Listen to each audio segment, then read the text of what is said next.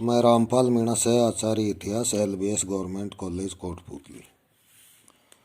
प्रिय छात्रों, आज मैं BA पार्ट 3 के सेकंड पेपर आधुनिक विश्व इतिहास के एक महत्वपूर्ण व्याख्यान पर चर्चा करने जा रहा हूँ। व्याख्यान का नाम है वर्साई की संधि की शर्तें। वर्साई की संधि की शर्तों में पहला भाग था इस संधि के तहत की गई प्रादेशिक व्यवस्थाएं।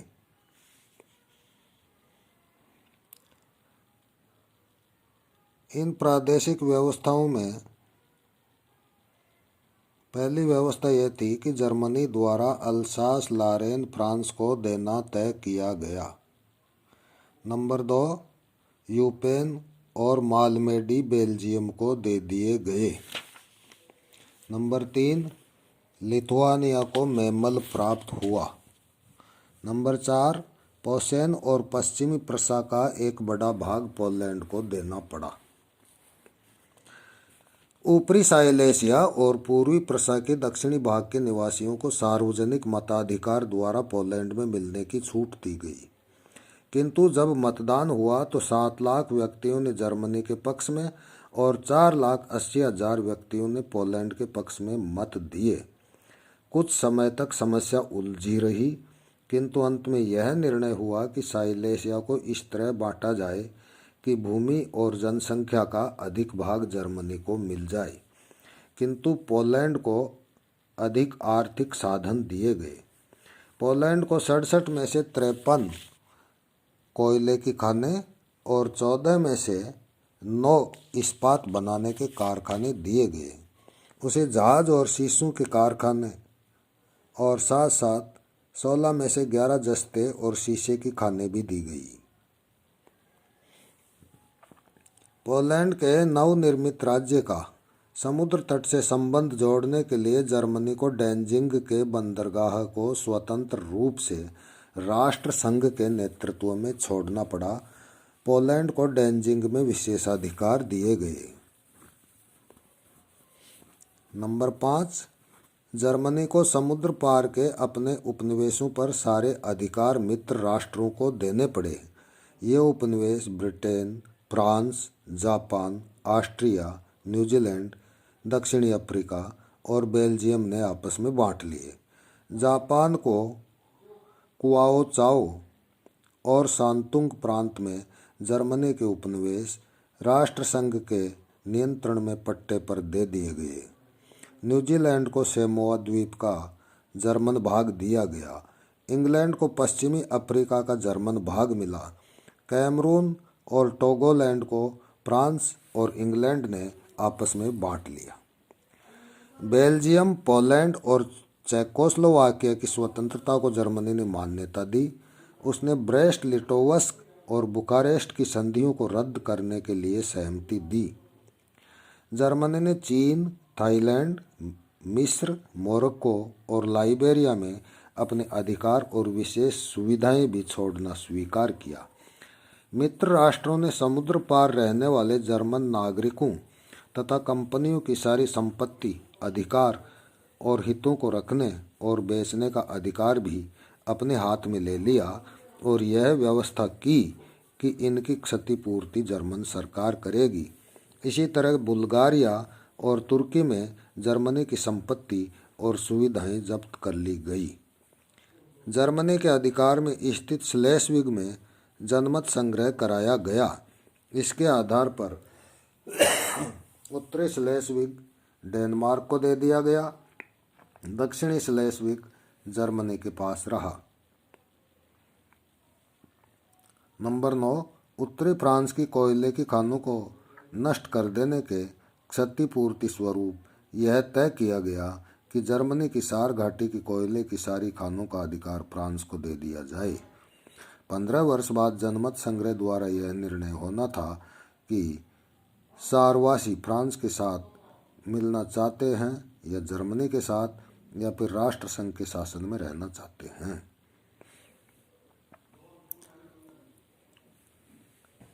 वर्साई की संधि की शर्तों में दूसरा प्रावधान सैनिक व्यवस्थाओं के संबंध में था। इनमें पहली व्यवस्था यह की गई कि राइनलैंड को सेना रहित क्षेत्र घोषित किया जाए। जर्मनी द्वारा राइन नदी के दाएं और बाएं तट पर नदी के पूर्व की ओर 50 किलोमीटर दूर खींची गई रेखा के क्षेत्र में किसी भी प्रकार की मोर्चेबंदी करना निषिद्ध कर दिया गया। सैन्य दृष्टि से की गई सभी मोर्चेबंदियों को नष्ट कर दिया गया। इन क्षेत्रों में सेना रखना वर्जित कर दिया गया। राइनलैंड में सभी प्रकार की सैनिक गतिविधियां बंद कर दी गई। नंबर 2, जर्मनी में अनिवार्य सैनिक सेवा को भंग कर दिया गया।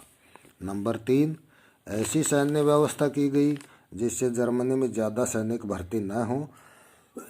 जर्मनी की स्थल सेना अधिकारियों सहित 1 लाख निर्धारित कर दी गई। नंबर 4, जर्मनी की सेना का कार्य देश भर में शांति और व्यवस्था रखना तथा सीमांत की रक्षा करना था। यह विशेष रूप से कहा गया कि चुंगी के अधिकारी, तट के रक्षक तथा वन रक्षकों की संख्या 1913 की संख्या से अधिक नहीं होगी। पुलिस की संख्या केवल जनसंख्या के अनुपात में ही बढ़ाई जाए। नंबर 5, जर्मनी में शस्त्रों, गोला बारूद आदि युद्ध सामग्री पर प्रतिबंध लगा दिया गया। युद्ध सामग्री के मंगाने और विदेशों में भेजने पर भी प्रतिबंध लगा दिया गया। टैंक, हथियारबंद गाड़ियां और जहरीली गैसों को जर्मनी नहीं बना सकता था। नंबर 6, शिक्षा संस्थाएं, शिकार और भ्रमण क्लब, सब प्रकार के संगठन चाहे उनके सदस्यों की आयु कुछ भी हो, किसी भी प्रकार के सैनिक विभाग से कोई संबंध नहीं रखेंगे। नंबर 7, जर्मनी की नाविक शक्ति को भी कम कर दिया गया। जर्मनी कुल 6 युद्धपोत, 6 लड़ाकू विमान, 12 तोपची जहाज और टारपीडो नावें रख सकता था। उसे पनडुब्बी रखने की इजाज़त नहीं दी गई। पुराने युद्धपोत के काम में लाने के अयोग्य हो जाने पर ही नया युद्धपोत बनाया जा सकता था। नंबर 8, समुद्री सेना में अधिकारियों सहित 15,000 सैनिक रखने की इजाज़त थी। जर्मनी के व्यापारिक जहाज़ों को सैनिक जहाज़ों में परिवर्तित नहीं किया जा सकता था।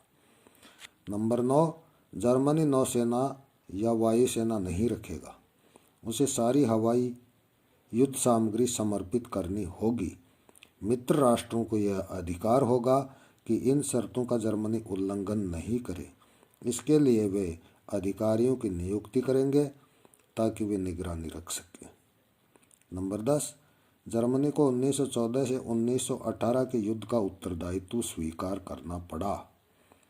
संधि की 231वीं धारा के अनुसार मित्र और सहयोगी राष्ट्र ये अभियोग लगाते हैं कि जर्मनी स्वयं के लिए तथा अपने साथियों की ओर से यह स्वीकार करता है कि युद्ध का उत्तरदायित्व जर्मनी तथा उसके साथियों पर है।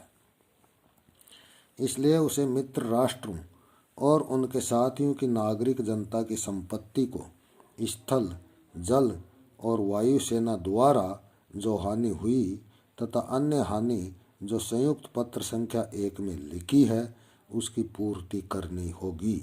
इस संयुक्त पत्र में हानि की 10 किस्में थी। जर्मनी को बेल्जियम द्वारा युद्ध काल में दिया गया ऋण भी देना पड़ा। उसे इस पर 5% की दर से ब्याज भी देना पड़ा।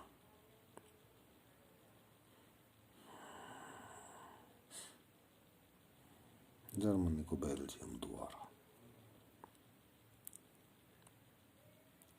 नंबर 11, जर्मनी के सम्राट विलियम द्वितीय पर अंतर्राष्ट्रीय संधियों और विश्व समुदाय के विरुद्ध घोर अपराध करने का अभियोग लगाया गया।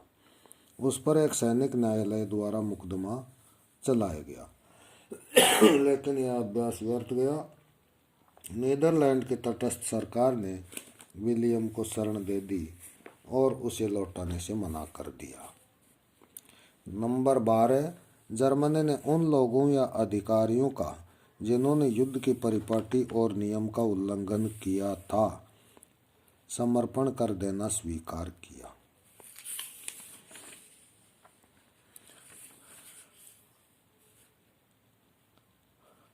वर्साय की संधि में अन्य व्यवस्थाएं भी की गई थी।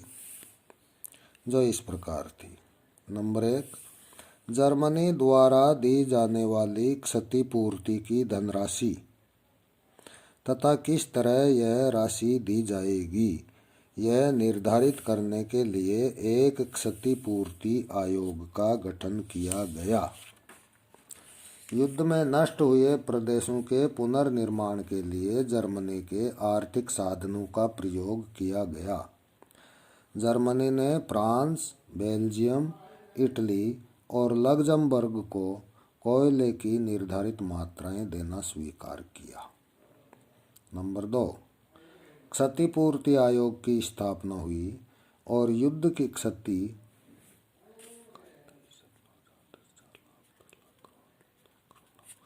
$5 अरब आंकी गई।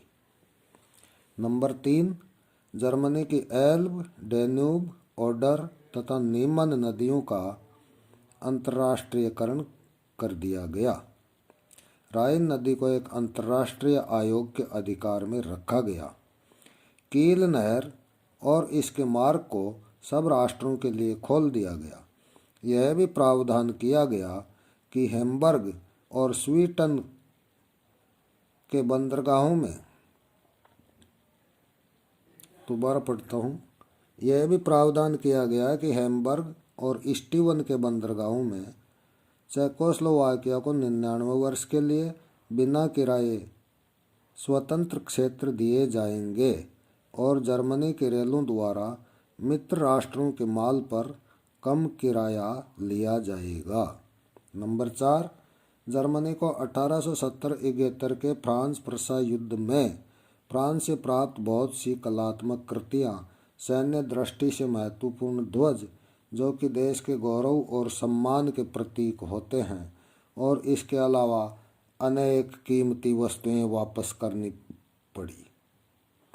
जर्मनी को लुबेन के विश्वविद्यालयों की पांडुलिपियों तथा अन्य पुस्तकों को नष्ट करने के लिए क्षतिपूर्ति करनी पड़ी।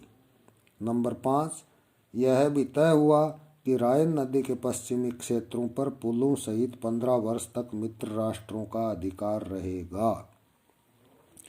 अगर जर्मनी अपनी प्रतिज्ञाओं का ठीक ठीक पालन करता रहा तो कोलोन के पुल का क्षेत्र 5 वर्ष बाद, काबलेंज 10 वर्ष के बाद और मैंज 15 वर्ष बाद खाली कर दिए जाएंगे। यदि जर्मनी ने अपनी प्रतिज्ञाएं पूरी न की तो अधिकार की अवधि बढ़ाई भी जा सकती है। 1930 में सारी सेना हटा ली गई थी। नंबर 6, मित्र राष्ट्रों के क्षतिग्रस्त क्षेत्रों के पुनर्निर्माण हेतु जर्मनी आवश्यकता अनुसार ऐसी सामग्री उपलब्ध कराएगा जिससे यह कार्य किया जा सके। यह भी निश्चित किया गया कि संधि लागू होने तक जर्मनी 3 माह में बेल्जियम और फ्रांस को पशुधन उपलब्ध कराएगा।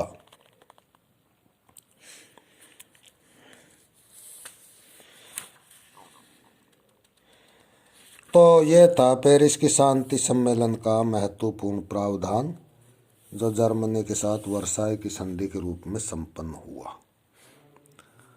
अब ये जो पेरिस की संधि है, इसमें अन्य देशों के साथ कौन कौन सी संधियाँ की गई, उनकी क्या क्या धाराएं थी तथा इस संधि में अल्पसंख्यकों की क्या स्थिति थी और उनके साथ कैसी संधियाँ की गई, इनका भी मैं आपको विस्तार से विवरण प्रस्तुत कर रहा हूँ।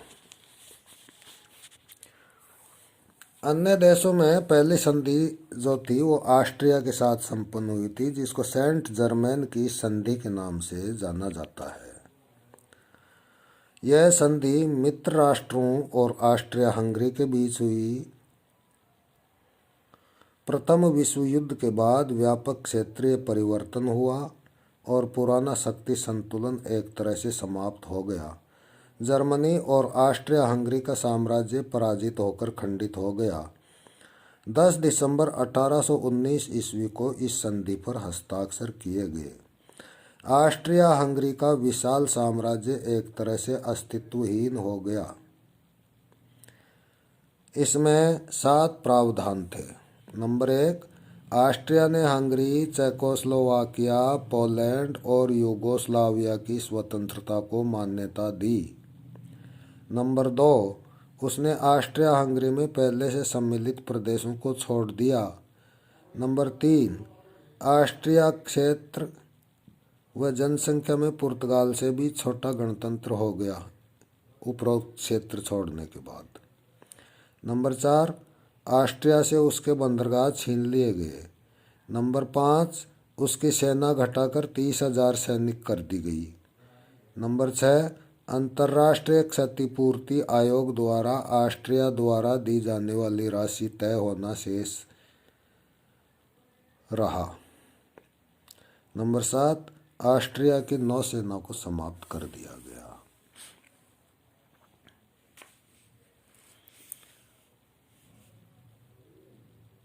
इसके बाद जो है हंगरी के साथ संधि हुई, जिसको त्रियानो की संधि के नाम से जाना जाता है। इस संधि के अनुसार नंबर 1, हंगरी ने मैग्यार जनसंख्या को छोड़ दिया। नंबर 2, स्लोवाक प्रदेश चेकोस्लोवाकिया को, ट्रांसिल्वेनिया रोमानिया को और क्रोशिया यूगोस्लाविया को दे दिए गए। नंबर 3, नए हंगरी राज्य की जनसंख्या 8 लाख और क्षेत्रफल 35,000 वर्ग मील था। नंबर 4, हंगरी की सेना को घटाकर 35,000 कर दिया गया। नंबर 5, उसकी नौसेना को भी भंग कर दिया गया। अन्य महत्वपूर्ण संधि थी बुल्गारिया के साथ नियूली की संधि, जिसको नोइली की संधि के नाम से भी जाना जाता है।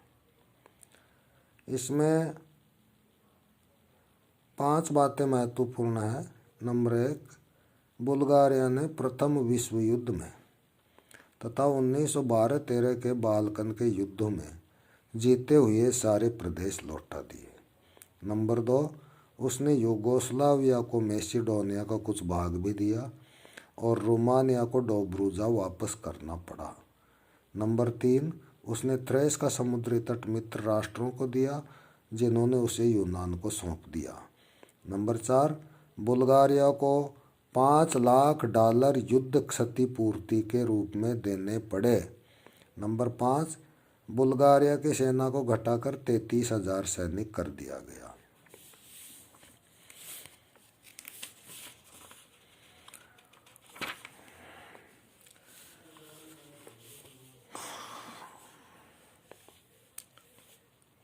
तुर्की के साथ सेवरे की संधि की गई।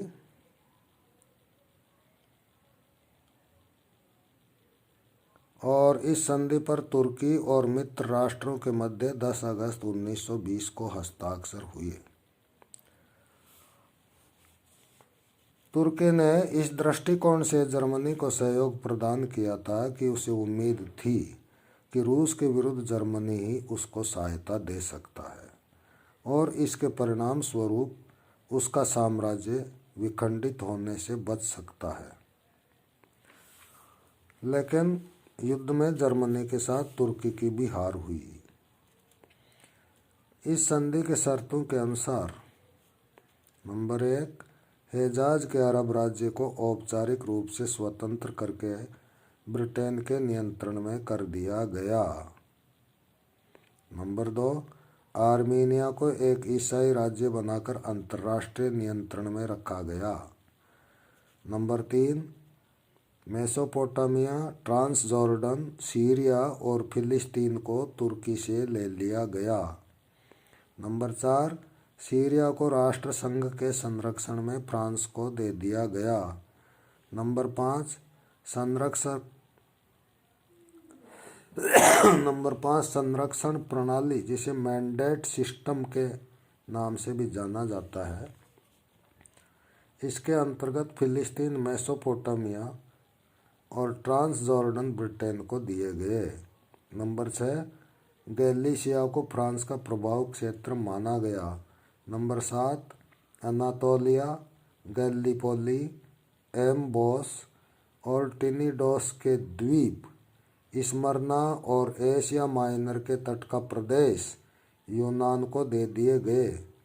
डोडिकेनीज के द्वीप को भी यूनान को दे दिया गया। नंबर 8, दारदेनलीज और बोस्फोरस जल डमरू मध्यों को अंतर्राष्ट्रीय नियंत्रण में रखा गया। नंबर 9, तुर्की को एक भारी राशि क्षतिपूर्ति के रूप में देनी पड़ी। 1920 में तुर्की ने सेवरे की संधि स्वीकार कर ली, परंतु युवा तुर्क नेता कमाल अतातुर्क के नेतृत्व में तुर्क राष्ट्रभक्तों ने सेवरे की कठोर शर्तों को स्वीकार नहीं किया तथा यूनानियों को 1922 में परास्त कर एशिया माइनर में अपना स्थान सुरक्षित किया। मित्र राष्ट्रों के विरुद्ध कमाल पाशा का यह साहसी कार्य था, परंतु 1923 में लूसान नामक स्थान पर तुर्की के साथ एक दूसरी संधि की गई। यद्यपि मित्र राष्ट्र राष्ट्रीयता के सिद्धांत और आत्मनिर्णय के सिद्धांत की दुहाई देते रहे, लेकिन न्यायोचित रूप से इस सिद्धांत को लागू नहीं किया गया। इस सिद्धांत का खुलकर उल्लंघन जर्मनी और सहयोगी राष्ट्रों के साथ किया गया।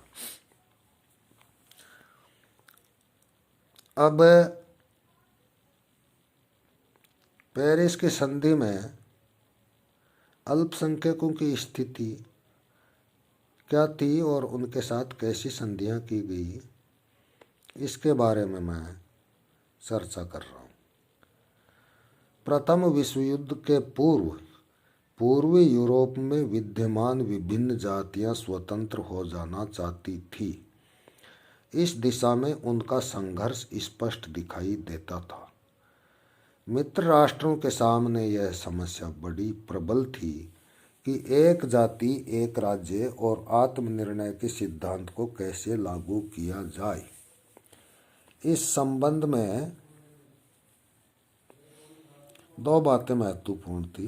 नंबर 1, पूर्वी यूरोप और बाल्कन प्राय द्वीप के विभिन्न प्रदेशों में अनेक जातियों का निवास था। ऑस्ट्रिया हंगरी के राज्य में जर्मन जाति के बहुत से लोग बस गए थे जो उनके प्रदेश नहीं थे। विभिन्न जातियों का मिश्रण हो जाने से नए राज्यों की सीमाओं को निर्धारित करना सुगम कार्य नहीं था। यही बात बाल्कन प्रायद्वीप के विविध राज्यों के संबंध में थी।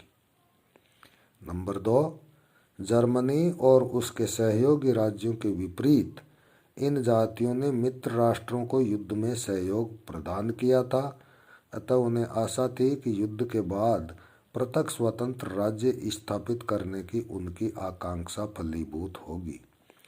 फ्रांस उनकी भावना और इच्छा को पूरी होते देखना चाहता था, क्योंकि फ्रांस जर्मनी और ऑस्ट्रिया को कमजोर रखना चाहता था।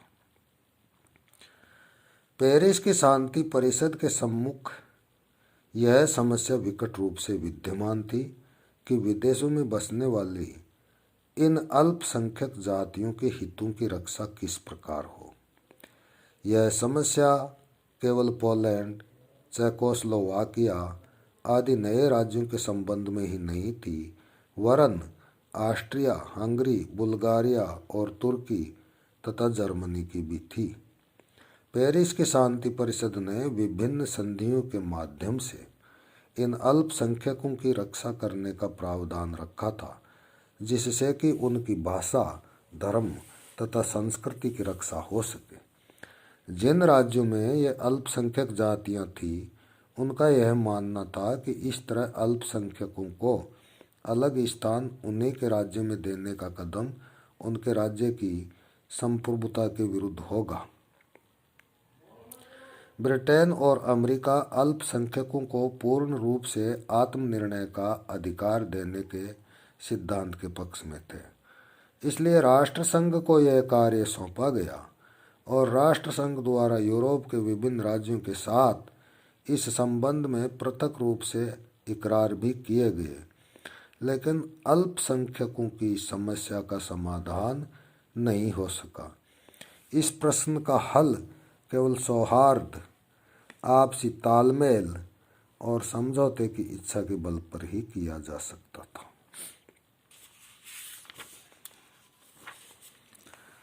अब मैं आपको पेरिस की शांति व्यवस्था और वर्साई की संधि का मूल्यांकन प्रस्तुत करने जा रहा हूँ।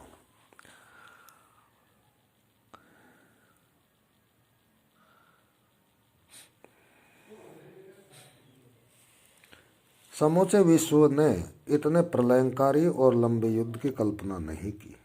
प्रत्येक राष्ट्र की ऊर्जा पूर्णतः खप चुकी थी। विजेता और विजित दोनों ही पर युद्ध का प्रभाव भयंकर था।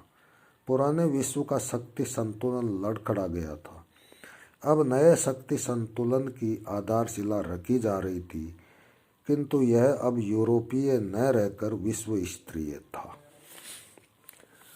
पेरिस शांति सम्मेलन यूरोप का पुनर्निर्माण और शांति स्थापित करने के लिए बुलाया गया था। यह सम्मेलन भी वियना सम्मेलन का स्मरण कराता है, जहां पर रूस के जार अलेक्जेंडर का आदर्शवाद असफल सिद्ध हुआ। पेरिस सम्मेलन के दौरान भी विल्सन का न्यायप्रिय और प्रजातंत्रीय होना और सम्मेलन के समय पारदर्शिता रखना, ये आदर्श परास्त होते दिखाई दिए।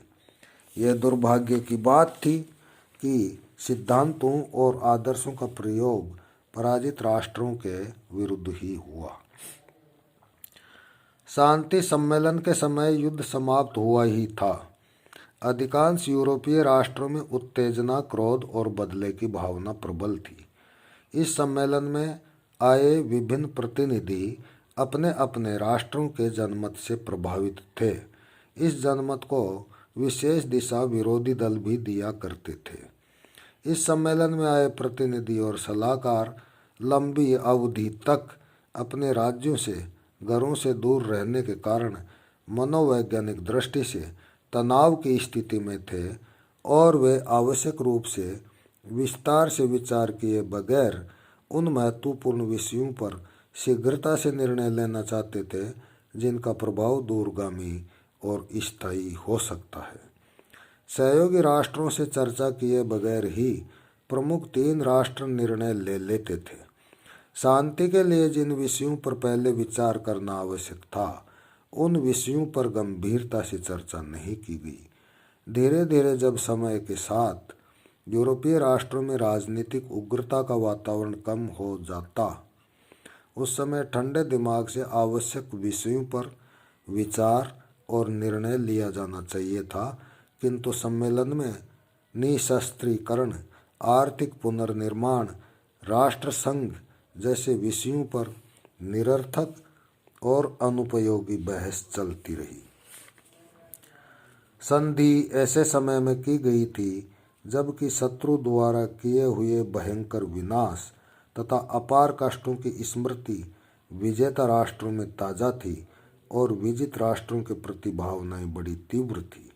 विभिन्न राष्ट्रों के प्रतिनिधि जो सम्मेलन में शामिल हुए थे स्वतंत्र नहीं थे। उन्हें अपनी जनता के, जिसमें तीव्र प्रतिशोध की भावना जागृत थी, मत और उनकी भावना का ध्यान रखना था। पेरिस सम्मेलन की संधियों के बारे में इतिहासकारों ने निम्नलिखित मत व्यक्त किए हैं।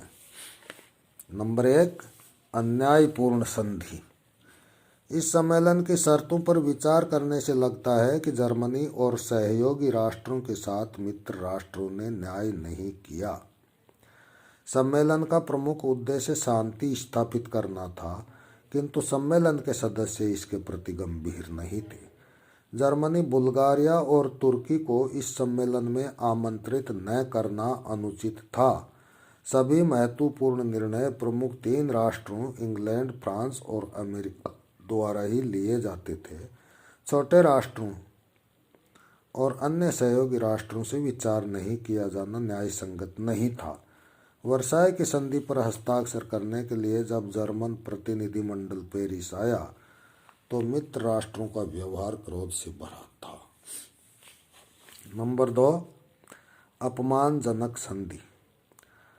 प्रारंभ से ही सम्मेलन के सदस्यों का व्यवहार जर्मनी और सहयोगी राष्ट्रों के साथ दोषपूर्ण था।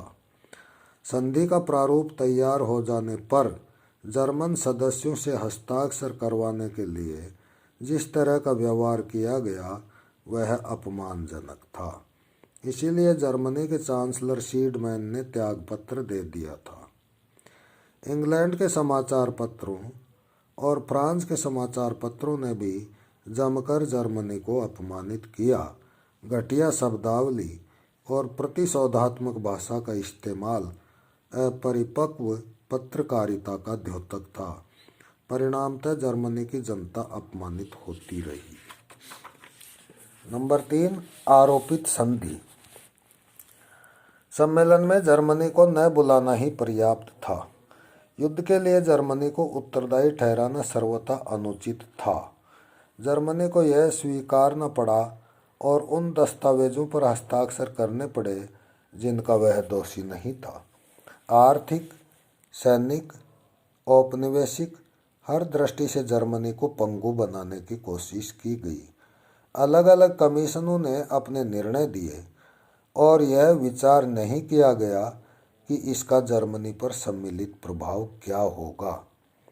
हिटलर ने बाद में इस संधि का अपने भाषणों में बहुत उपहास किया और जर्मन जनता को यह बताया कि किस तरह इस संधि को जबरन उन पर लादा गया है। कठोर संधि। नंबर 4, कठोर संधि। इस संधि की तमाम शर्तों का आकलन इसी सत्य को उजागर करता है कि संधि की शर्तें कठोर थी। जर्मनी और पूर्वी यूरोप का विशेष रूप से अंग भंग कर दिया गया। तुर्की के अनेक राज्य जबरन ले लिए गए। इंग्लैंड के प्रधानमंत्री लॉर्ड जॉर्ज ने स्वयं स्वीकार किया है कि संधि की शर्तें बड़ी भयानक किंतु न्यायपूर्ण थी। इसका परिणाम यह हुआ कि जर्मनी में द्वेष की भावना प्रज्वलित हुई और जल्दी ही एक एक करके उन सभी शर्तों का उल्लंघन आने वाले समय में हिटलर ने कर दिया। जर्मनी का सार और ऊपरी साइलेशिया का क्षेत्र छिन जाना, जर्मनी को महत्वपूर्ण संसाधनों से वंचित कर देना तथा उसकी सैन्य शक्ति की पूरी तरह से कमजोर कर देना, इस प्रकार की शर्तों से मित्र राष्ट्रों ने स्वयं अपने द्वारा स्वीकृत सिद्धांत को जर्मनी के साथ लागू नहीं किया। नंबर 5, छद्म आडंबरपूर्ण सिद्धांतों पर आधारित संधि। फ्रांस पूर्णतः भयाक्रांत और सुरक्षा के प्रति अत्यधिक चिंतित राष्ट्र था। यद्यपि फ्रांस पर जर्मनी द्वारा 2 बार आक्रमण हो चुके थे और फ्रांस की चिंता न्यायोचित थी, किंतु इस अवसर पर फ्रांस के प्रतिनिधि बदले के भाव से प्रेरित हो जर्मनी को पूरी तरह से तोड़ देना चाहते थे। जर्मनी ने युद्ध समाप्ति की घोषणा इस तथ्य के आधार पर की थी कि उसके साथ पूर्ण न्याय होगा और संधि वार्ता का आधार विल्सन के 14 सूत्र होंगे, लेकिन ऐसा नहीं हुआ। फ्रांस के सैन्य जनरल मार्शल फोच ने स्थिति का ठीक आकलन कर यह कहा था कि यह मात्र 20 वर्ष का युद्ध विराम है। इस कथन की सत्यता दूसरे विश्व युद्ध के रूप में सामने आई। नंबर 6, संधि की आंतरिक व्यवस्थाएं। संधि कठोर अवश्य थी और आदि शर्तें विशेषतः जर्मनी और तुर्की के संदर्भ में अपमानजनक तथा अनुचित थी, लेकिन युद्ध जनित भावना उस समय तीव्र थी। भविष्य का भय विद्यमान था और बदले की भावना स्पष्ट थी। इसलिए संधि का अध्ययन सहानुभूतिपूर्वक करना आवश्यक है। यह उल्लेखनीय है कि शांति सम्मेलन में परस्पर 2 विरोधी भावनाएं प्रबल थी। एक तरफ विल्सन के आदर्शवादी 14 सूत्र और दूसरी तरफ मित्र राष्ट्रों का यथार्थवादी दृष्टिकोण। मित्र राष्ट्र प्रादेशिक लाभ सहयोगी राष्ट्रों को देना चाहते थे उन गुप्त संधियों की अनुपालना में जिन पर हस्ताक्षर युद्ध के दौरान हुए थे। वे यह भूल कर बैठे कि इस प्रकार का मनोवैज्ञानिक दृष्टिकोण कि केवल पराजित राष्ट्र ही सभी तकलीफों को भोगे आत्मघाती सिद्ध होगा। इस प्रकार के प्रयासों से स्थायी शांति की अपेक्षा करना एक मृग तृष्णा मात्र ही था। पराजित राष्ट्र के साथ उदारतापूर्ण दृष्टिकोण अपनाना शांति के लिए आवश्यक होता है। विजेता राष्ट्रों के आपसी स्वार्थ भी एक दूसरे से टकराते थे। फ्रांस जर्मनी के प्रति घोर शत्रुता रखता था और उसका सर्वनाश चाहता था। इंग्लैंड जर्मनी के साथ नरम रवैया अपनाने के पक्ष में था। संधि के कठोर और अपमानजनक होने का कारण यह भी था कि उसकी शर्तों पर विचारार्थ विजित राष्ट्रों को आमंत्रित नहीं किया गया। यह अंतर्राष्ट्रीय शिष्टाचार के विरुद्ध था।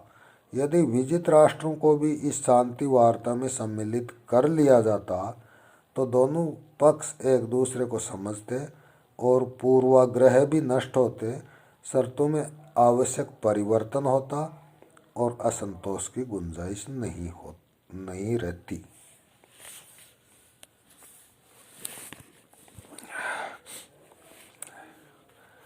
अब ये सभी संधियों के बारे में आपको मैं एक निष्कर्ष प्रस्तुत कर रहा हूँ।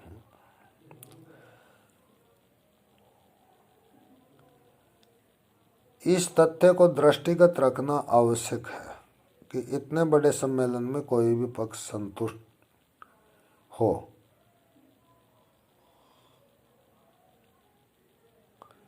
यह आवश्यक नहीं था।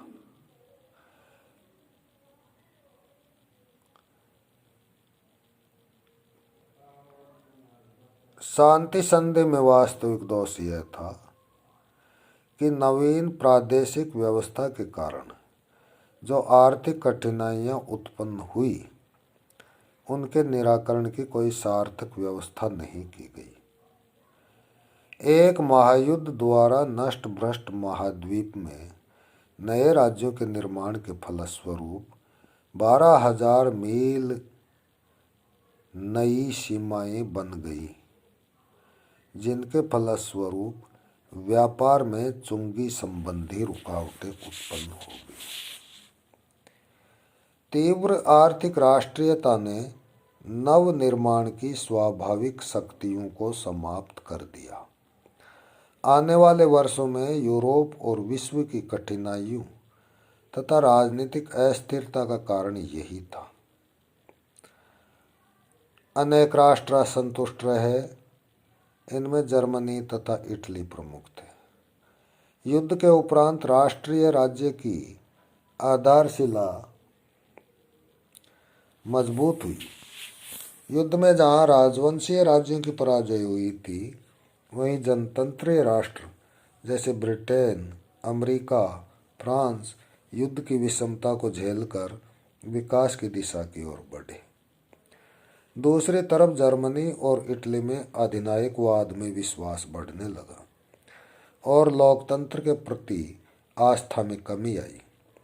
यह सारा संकट वास्तव में आस्था और आदर्श का भी संकट था। आर्थिक मंदी के परिणाम स्वरूप उदारवादी और पूंजीवादी व्यवस्था में लोगों की आस्था समाप्त हो गई। सारे यूरोप में क्रूर और अमानुषिक विचारधाराओं और विध्वंसकारी शक्तियों का उदय होने लगा।